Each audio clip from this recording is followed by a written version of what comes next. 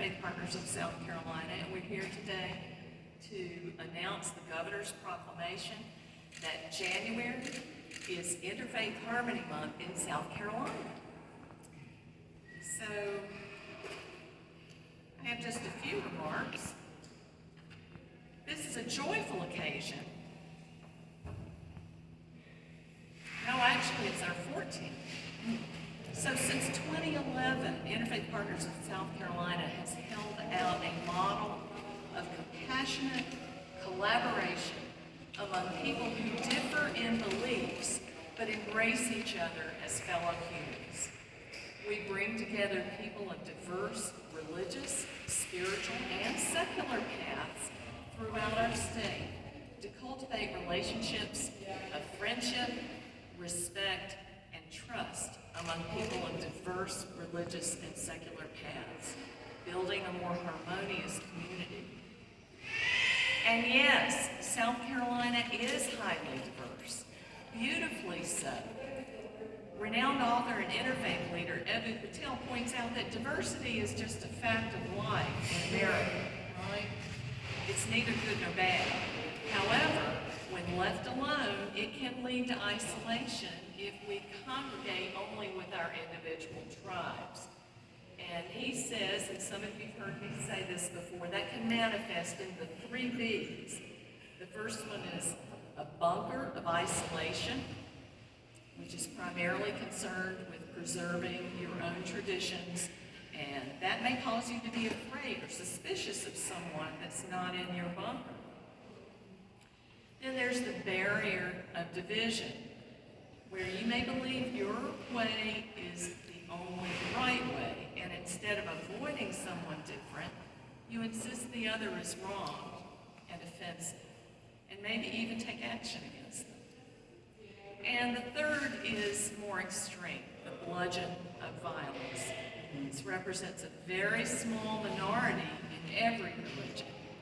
People in this kind of isolation may intentionally accentuate differences and silence and intimidate others. So you can see why I've often said that interfaith may someday save our lives. Because when we gather for shared meals, discussions, festivals, and services, we learn to see those not like us as fellow human beings. We even come to understand that diversity does not threaten our own beliefs at all. And the differences among South Carolinians can be an asset to all our communities. Being interfaith can be challenging. It's definitely been hard work and uncomfortable conversations since we last gathered here a year ago. And that's why we have to do the work. Humans are always going to disagree about things that are deeply rooted in our psyche, about which we are passionate. It's easy to click like on a social media meme or hold a sign. During the same years I have been part of IPSC, our public conversations have become shrill, angry, uncompromising, and even hateful or threatening. How do we even begin to turn back the tsunami of discord? How do we relearn the art of civil discourse, peaceful coexistence, and mutual cooperation for the good of all? We can't solve every problem, but we can listen. We can learn from others not like us, ourselves, and express our unwavering love and compassion.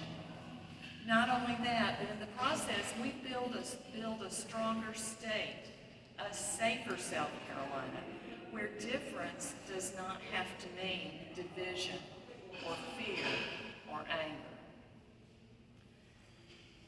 At this time, I'd like to ask some members of our leadership to come forward and read the Governor's proclamation for January 2025.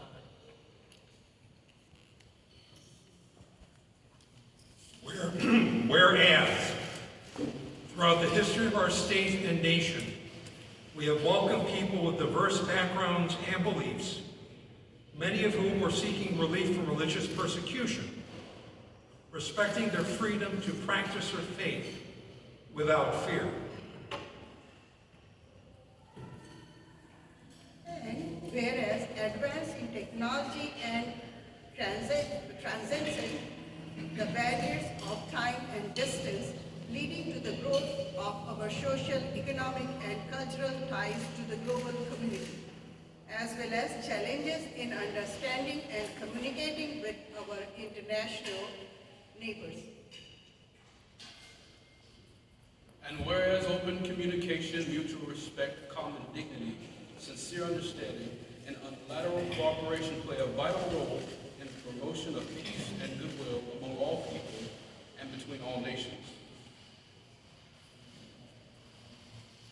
And whereas affirming our commitment to interfaith harmony, religious liberty, and tolerance for diverse traditions and beliefs contributes to our continued strength and prosperity.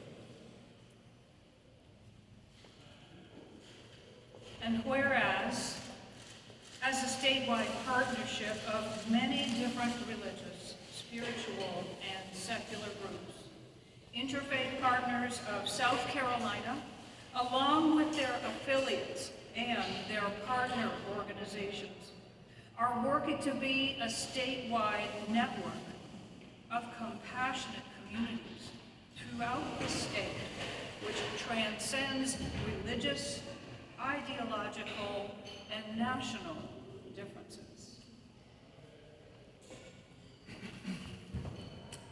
Now, therefore, I, Henry Darden McMaster, Governor of the great state of South Carolina, do hereby proclaim January 2025 as South Carolina Interfaith Harmony Month throughout the state and encourage all South Carolinians to work together to foster appreciation for the different faiths, beliefs, and cultures found in the Palmetto State.